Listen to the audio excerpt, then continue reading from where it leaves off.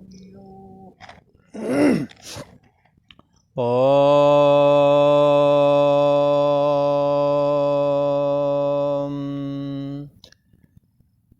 गुरु ब्रह्मा गुरु विष्णु गुरुदेव महेश्वरा गुरु साक्षात् परम ब्रह्म तस्मै श्री गुरुवे नमः।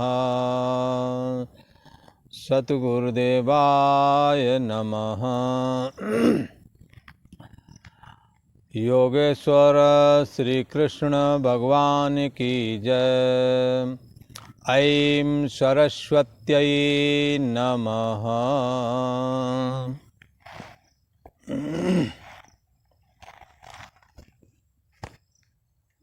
पूर्व का प्रसंग एक बार स्मरण करते हैं। पूर्व में अपन चर्चा कर रहे थे देव यज्ञ और ज्ञान यज्ञ के विषय में। ये गीता का चौथा अध्याय और 25वें श्लोक की चर्चा है। देव यज्ञ और ज्ञान यज्ञ, इसको एक यज्ञ करके जो कथन कर रहे हैं ये एक साधना का कथन है। सच्चे अर्थों में लोग कैसे साधना करते हैं इस विषय की चर्चा है। ये योगी लोग कितने प्रकार की कैसे कैसे साधनाएं करते हैं, तो इसकी चर्चा यहाँ आने वाली है। और 24वें श्लोक में ब्रह्म यज्ञ की चर्चा की थी।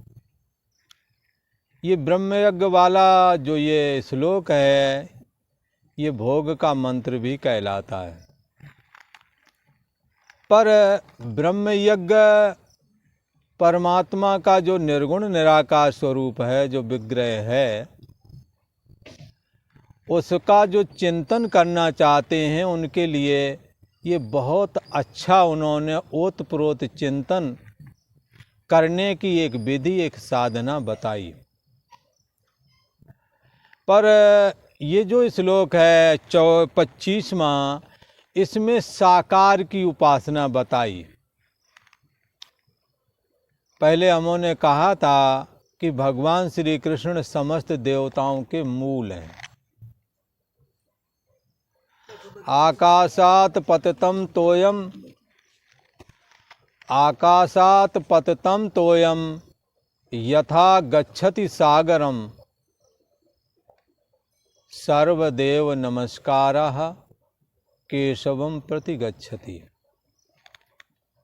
जैसे आकाश से गिरा हुआ पानी सारी पृथ्वी पर पानी बरसता है, पर वो पानी नदियों में आ जाता है और नदियां वो पानी समुद्र में ले जाती हैं।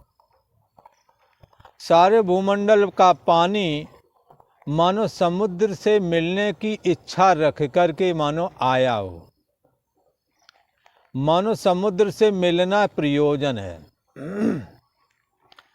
ऐसे ही हाँ, जितने देवी देवता हैं इनका पूजन करें, इनका आराधन करें। वो सबका आराधन, इन सबका किया गया आपके द्वारा आराधन भगवान श्री कृष्ण को प्राप्त होता है। क्यों प्राप्त होता है? क्योंकि भगवान श्री कृष्ण समस्त देवताओं के मूल हैं। कोई कहेगा ये भगवान श्री कृष्ण कैसे मूल हो सकते हैं? ये तो वसुदेव देवकी के यहाँ प्रकट हुए हैं। इनकी परवरिश नंद यशोदा के यहाँ हुई है और जरासंध के हमले से प्रजा दुखी ना हो, इसलिए ये सौराष्ट्र प्रांत में द्वारकापुरी नाम की नगरी में ये 100 वर्ष तक रहे। कहाँ पर ये इनके क्रियाकलाप सारे मनुष्यों जैसे थे। आप कैसे कहते हैं कि ये समस्त देवताओं के मूल हैं? यदि कोई ऐसी शंका करे तो उन्हें उसको समझना चाहिए ये जो भगवान श्री कृष्ण हैं ये साक्षात नारायण के अवतार हैं और इनको पुरुषोत्तम श्री कृष्ण करके कथन किया गया है। ये ही साक्षात नारायण ऐसा मान के चलना चाहिए। और नारायण की कमल नाभि से जो कमल निकला उससे ब्रह्मा जी हुए और ब्रह्मा जी से समस्त सृष्टि हुई है। उसी रीति से भगवान श्री कृष्ण को सारे देवताओं का मूल कहा गया है। बहुत सारे लोग इस ब्रह्म उपासना को करते रहे। ब्रह्म उपासना में जिनका अधिकार नहीं था अथवा जिनों का मन नहीं लगता था, उन्हें साकार उपासना भगवान श्री कृष्ण के ही रूप जो देवता लोग हैं उनकी उपासना करने को ये श्लोक बोलता है। और उन्होंने साकार उपासनाएं की। लक्ष्मी की इच्छा रखने वालों को माता लक्ष्मी का पूजन करना चाहिए। सुंदरता प्राप्त करना है, अश्विनी कुमार का आराधन करें। यदि आपको तेज प्राप्त करना है, आप सूर्य की उपासना करें। आप पापों से छूटना चाहते हैं, आप गायत्री की उपासना करें। आप यदि मन को निर्मल बनाना चाहते हैं तो भगवान का जो चलता फिरता विग्रह सन्यासी है, साधु हैं, इनका आराधन करें, इनकी सेवा शुश्रूषा करें, इनसे ज्ञान को प्राप्त करें। आपका मन निर्मल हो जाएगा।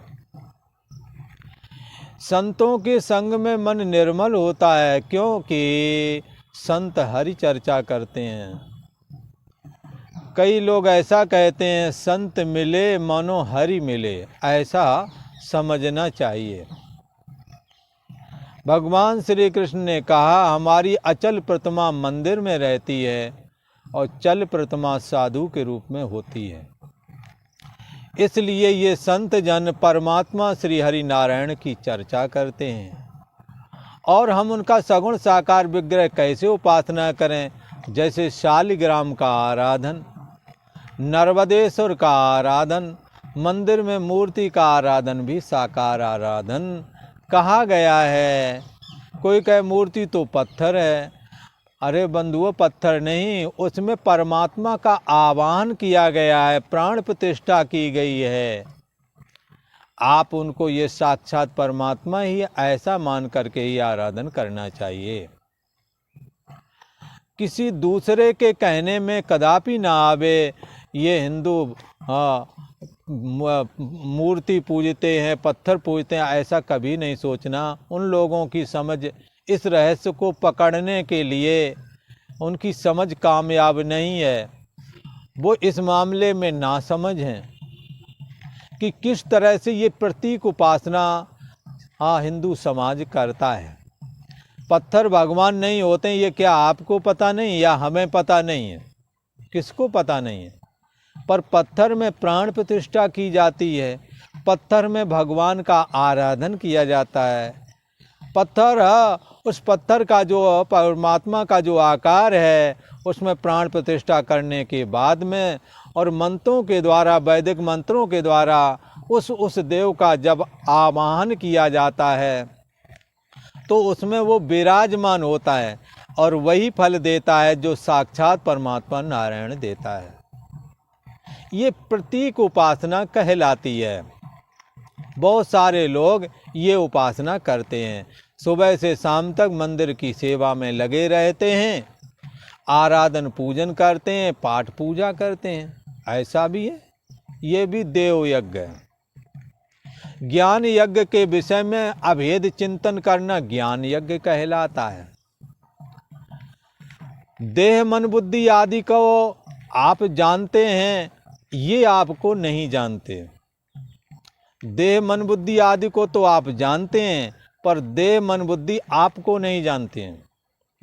जो वस्तु आपके द्वारा जानी जाती है और जो आपको जान नहीं सकता, वो सच्चे अर्थों में नष्ट होने वाला होता है, भले ही दिखता हो। शरीर और इंद्रियां, देह, जगत दिखता है पर ये रहता नहीं। पर जिसके द्वारा जाना जाता है ये सब, वो दिखता नहीं पर रहता हमेशा वही है।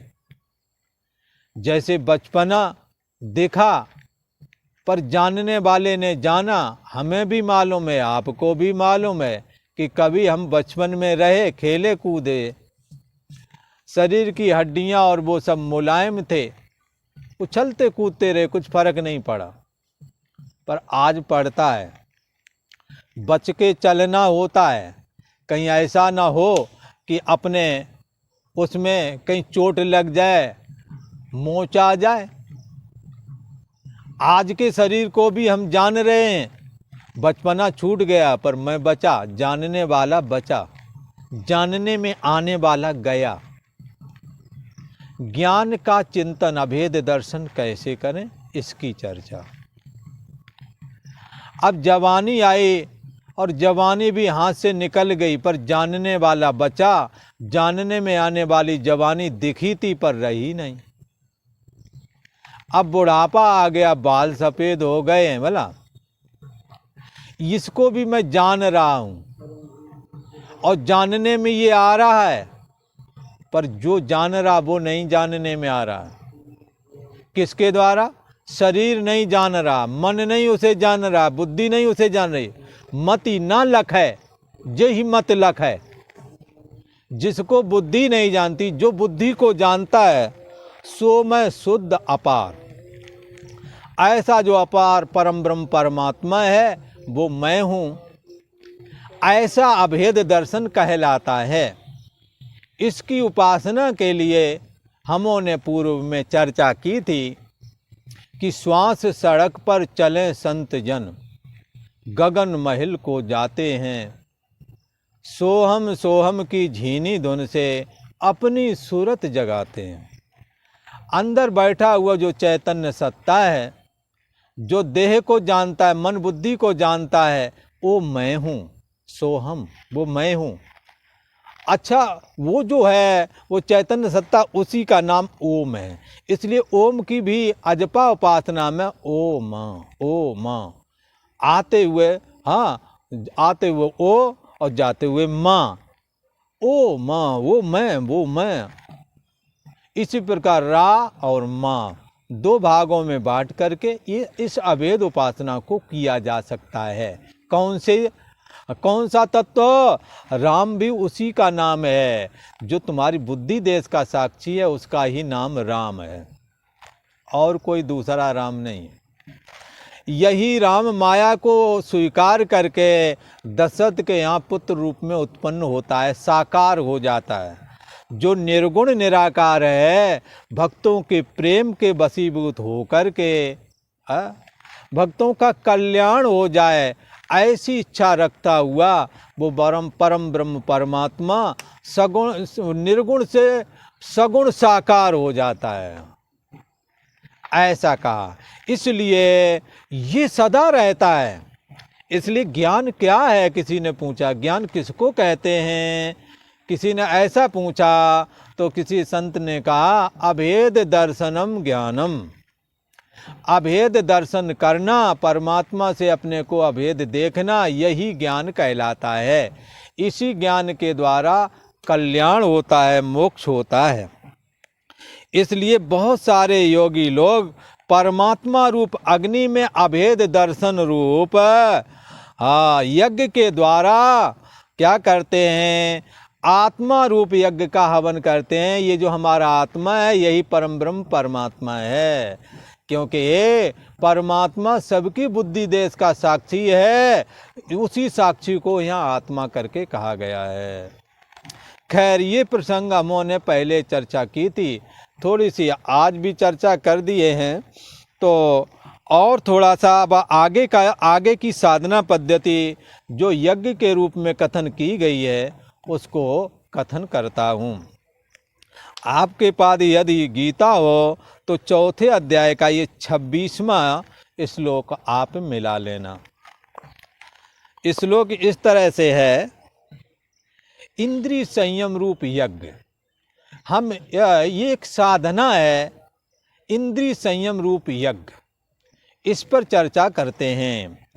तो भगवान श्री कृष्ण कहते हैं, हे अर्जुन सुनो, श्रोत्रादीनीन्द्रियाणि यनिये संयमाग्निषु जोवति शब्दादीन विषयानन्य इंद्रियाग्निषु जोहवति। कहते हैं श्रोत्रादीन इंद्रियाणि यनिये, अन्य श्रोत्रादीन इंद्रियाणि संयमाग्निषु जोहवति। अभी देखो ब्रह्माग्नि रूप ब्रह्म यज्ञ करके कथन किया, वो ब्रह्म चिंतन वाली जो साधना पद्धति उसका कथन किया। फिर देवताओं का आराधन करने वाले योगी लोग किस प्रकार से आराधन करते हैं उसका कथन किया।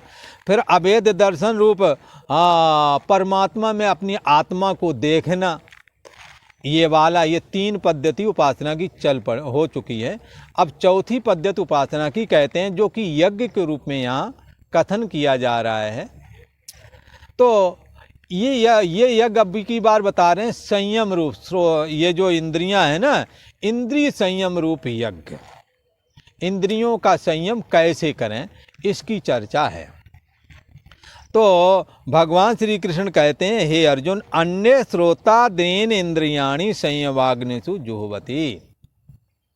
बहुत सारे योगी लोग क्या करते हैं, संयमाग्निषु जुह्वति। किस बात संयम करते हैं भाई? श्रोत्रादीनीन, श्रोत्रादि, श्रोत्रम चक्षु स्पर्शनम चा रसनम घ्राणमेव चा अधिष्ठाय मनश्चायम विषयानुपसेवते। ये 5 ज्ञानेंद्रिय हैं। श्रोत्र, चक्षु, स्पर्श मतलब त्वचा, और रसना और घ्राण। जीवन में इन 5 विषय के अलावा कोई छठा विषय आपने नहीं अनुभव किया, इसी में घूमते रह गए और इसी की लोलुपता आज भी है। आज इंद्रियां काम नहीं कर रही हैं, आंतों में पचाने की सामर्थ्य नहीं है, दांत उखड़ गए हैं, पर आपका जी नहीं भरा है बोला। तो यहाँ कहते हैं अन्य श्रोतादीन, बहुत सारे योगी लोग जो दूसरे और भी हैं, वो क्या करते हैं, श्रोत्र आदि जो 5 ज्ञानेंद्रियां हैं, उन ज्ञानेंद्रियों को संयम रूप अग्नि में हवन किया करते रहते हैं। संयम वाली अग्नि में हवन करते हैं। बोली किसी ने कहा ये संयम रूप अग्नि क्या है? बंधु, ये संयम रूप अग्नि बड़ी ही अच्छी अग्नि है। जिन्होंने जीवन को संयम में किया है वो ही जीवन जी पाए हैं। जिन्होंने इंद्रियों को खुला छोड़ दिया है वो यहाँ भी अपयश के भागी हुए हैं और वहाँ भी नरक गमन किए।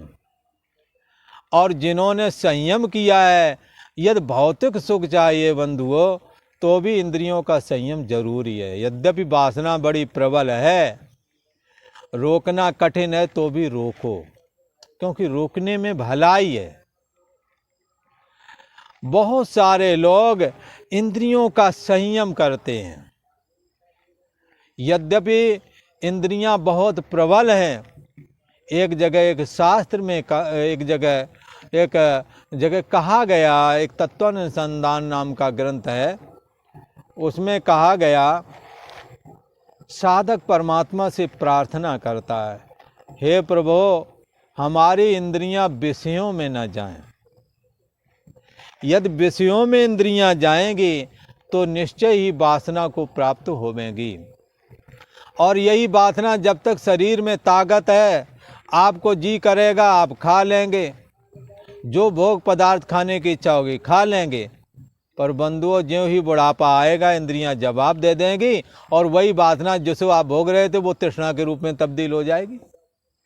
फिर आप चाहते हुए भी आप खा नहीं सकते, पहन नहीं सकते, आप तेज दौड़ नहीं सकते, शरीर बेकाम हो जाता है। इसलिए तृष्णा सांपिन के ही नहीं जा रहा, को अस जाए न व्यापी माया। कौन ऐसा है जिसको मैं और मेरा, तू और तेरा सताया नहीं? तो बहुत सारे योगी लोग अपनी हमारी इंद्रियां विषयों में ना जाएं, इसी के लिए यत्न करते हैं। हरिद्वार का कुंभ था 98 का, एक अपना यहाँ साधना करते थे, पर माइक बहुत चल रहे थे, तो कान में रुई लगा ली कि आवाज़ ना जाए। संयम के लिए अनेकों प्रकार के उपाय करते हैं। एक नागा बाबा थे, हमारा मन विषयों में न जाए, इसलिए वो जनन इंद्रिय में एक कड़ा पहन के रखते थे ताकि हम किसी तरह से बच सकें। तो बहुत उपाय किए साधकों ने, योगियों ने, कि मैं विषयों से बच कर के परमात्मा के आराधन में सफल हो जाऊं। खैर, अन्य श्रोतादीन इंद्रियाणि संयमाग्नि जुह्वति। बहुत सारे योगी लोग मौन व्रत करते हैं, वाणी से ज़्यादा निकल जाता है, अब सब निकल जाता तो मौन हो जाते हैं, पर मौन हो गए। एक हमारे यहाँ संत थे, मौन हो गए, लिख कर के बताते थे, बोले अब हम किसी को कुछ ना कहेंगे, दो ज़्यादा बोल दिया तो मौन हो गए। पर हम लोग एक जगह कमरे में बैठे हुए थे, वो लेटे लेटे सो गए, तो सपने में बड़ी तेज़ी से दूसरे को डांट रहे थे, तो आवाज़ बाहर आ रही थी। तो बंधुओं, वाणी को संयम करने के लिए उन्होंने यत्न किया, वाणी बंद की, पर वाणी भीतर से बोल रही थी, अब क्या कर सके। इसलिए योगियों ने बड़े यत्न किए कि इंद्रियां हमारे बस में रहें। पर इंद्रियाणाम ही चरताम यन्मनोन विधीयते तदस हरत प्रज्ञाम वायुर्नाव में माम बसी। ये इंद्रियां विषयों में विचरण करती हैं, और इंद्रियां मन के इंद्रिय और मन जब मिल जाते हैं, तदस हरत प्रज्ञाम, तो उसकी बुद्धि का हरण कर लेते हैं। और कैसे हरण कर लेते हैं? जैसे नाव खूंटे से बंधी रहती है समुद्र में या नदी में, पर हवा का झोंका आता तो खूंटा उखाड़ के सांकल समेत नदी में नाव बह जाती है। इंद्रियां संयम किए पर नहीं हो पा रही, बहुत पापड़ बेलने पड़ते हैं। परमात्मा की शरण ग्रहण करना चाहिए। इसलिए यततो ह्यपि कौन्ते पुरुषस्य विपच्यता इंद्रियाणि प्रमाथीन हरन्ति प्रसवम मनः। ये प्रमथनशील इंद्रियां जिस चीज़ को चाहती बलपूर्वक प्रमथन पैदा कर देती, मंथन करके रख देती हैं, और जब तक अपनी मन की मानी ना करवा लें, मानती नहीं। तो फिर क्या करें? ये इंद्रियां कैसे बस में होवेंगी? हाँ, किसने पूछा ये बात? ये बात उसने पूछी जो इंद्रियों का संयम कर रहा पर संयम हो नहीं रही। क्या करें? तो भगवान श्री कृष्ण ने कहा, इंद्रियों का अधिष्ठाता मन है, और मन मैं स्वयं बना हुआ हूँ, और मेरा आराधन किए बगैर कोई भी मन पर विजय प्राप्त, इंद्रियों पर विजय प्राप्त नहीं कर सकता। इसलिए तान सर्वाण संयम में युक्त आसीत मतपरा।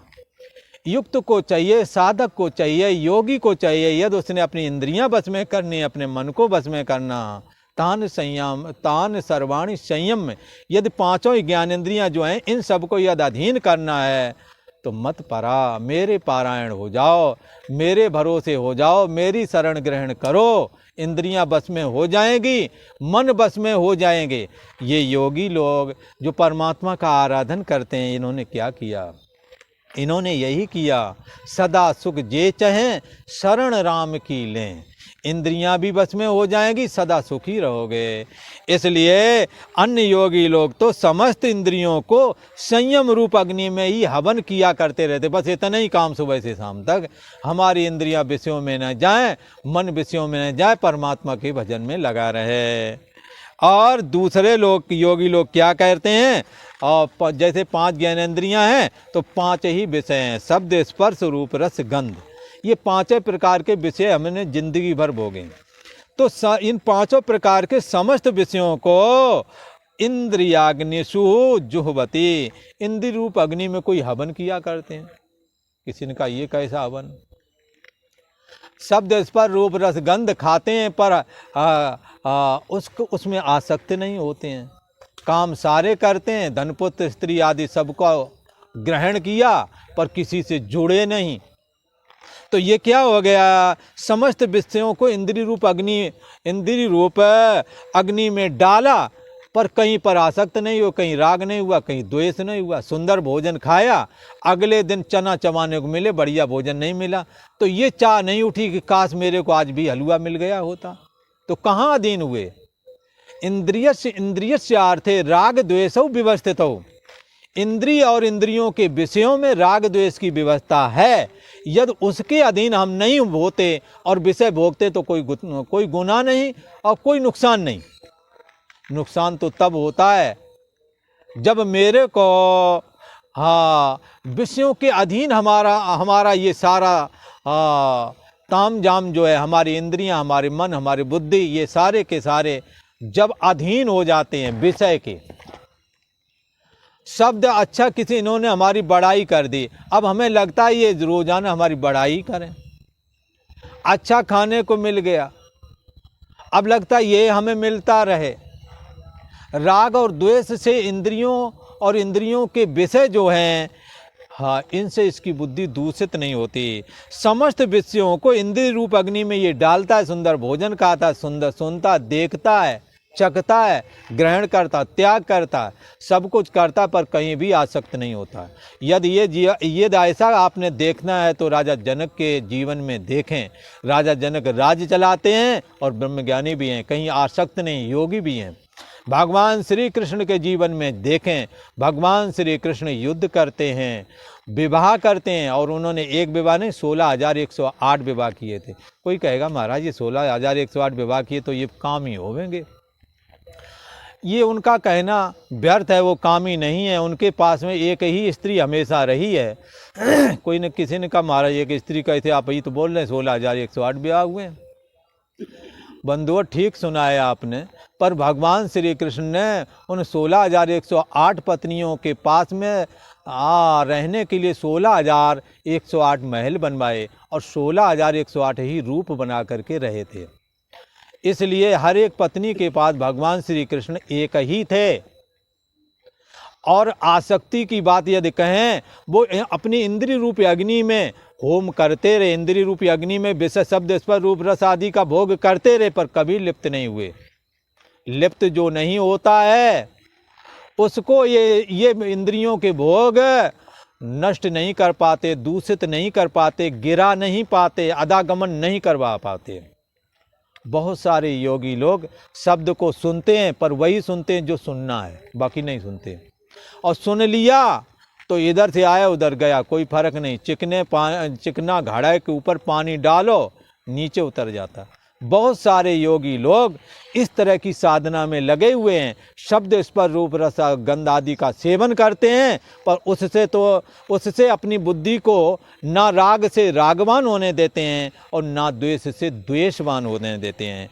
इसलिए ये जो दूसरे योगी लोग हैं इनका एक ही काम है, इसी बात पर नज़र रखते हैं कि कोई भी विषय हमारे चित्त में राग ना छोड़ पाए, कोई भी विषय हमारे चित्त में द्वेष ना छोड़ने पाए। बस इसी मेहनत में वो लगे रहते हैं, यही साधना करते हैं। इस साधना के बाद इस साधना के द्वारा वो महान बुद्धि देश का जो साक्षी है, जो सबकी बुद्धि देश का साक्षी है, वही तुम्हारी बुद्धि देश का साक्षी है, उसको ये जानने लगते हैं, जान जाते हैं और निष्काम भाव से उपासना करने की वजह से ये भगवान श्री कृष्ण की दुर्लभ भक्ति को भी प्राप्त कर लेते हैं। इस प्रकार से ये गीता के 4 अध्याय का ये 26वां श्लोक इंद्रिय संयम रूप यज्ञ और विषय हवन रूप यज्ञ का कथन करता है, जो कि अपने आप में 2 प्रकार की साधनाएं हैं। श्रोत्रादीनेन्द्रियाणि यन्ये संयमाग्निषु जोवति शब्दादीन विषयानन् इंद्रियाग्निषु जोवते। और आज इतनी ही चर्चा करते हैं, आगे का प्रसंग आपको अगले एपिसोड में सुनने को मिलेगा। ओम शांति ही शांति ही शांति ही।